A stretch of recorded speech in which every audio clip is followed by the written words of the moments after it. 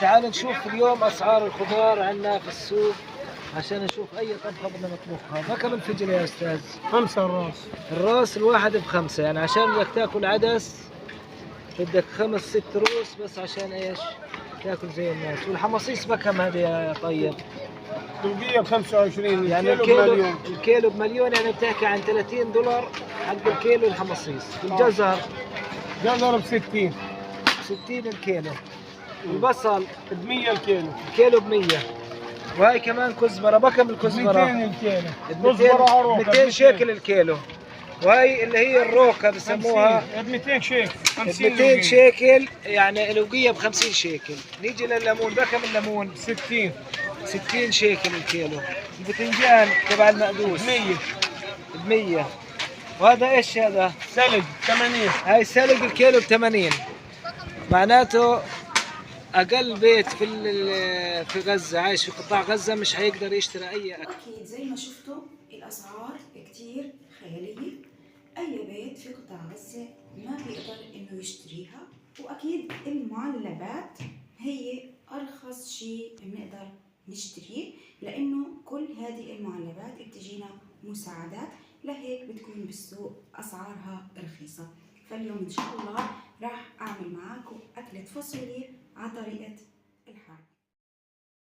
أول شي راح أضيف معلقتين من الزيت النباتي، وبعدين بضيف بصلة صغيرة مقطعة وبعليهن على النار لحتى تدبل عندي البصلة. وبعدين راح أضيف علب الفاصوليا. طبعا الفاصوليا بتكون مسلوقة.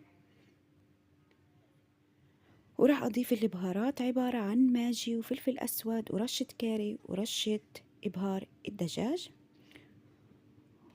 وراح بضيف هلأ معلقتين صلصة، ولو متوفر عندكم بندورة بتضيفوا حبة بندورة متوسطة الحجم. طبعا عنا مش متوفر البندورة بالسوق. وراح أضيف نص كوب من المي وبحركهم سوا وبغطيها لحتى تستوي. وهلأ صار وقت التقلاي. عندي التقلاي هون عبارة عن توم وكزبرة خضراء ورشة ملح، دقيتهم منيح. هلأ راح أضيفهم على طنجرة فيها شوية زيت،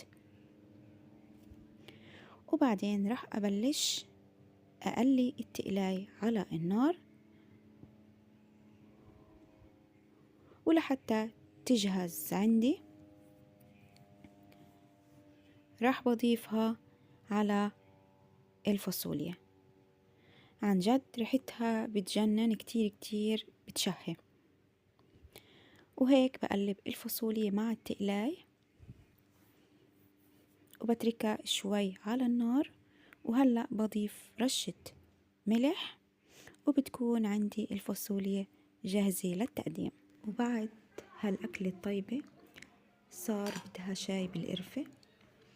مكوناته كتير سهلة: فتلتين من الشاي وعود من القرفة، وراح نضيف عليهن المي، وبعدين بنعليهن على النار لحتى يغلي الشاي عندي. وبهيك صار جاهز. راح نسكب الشاي. بنصحكم تجربوه، كتير كتير طيب، وغير هيك بهالشتا بيعطي دفى مش طبيعي. جربوا وقولوا لي رأيكم.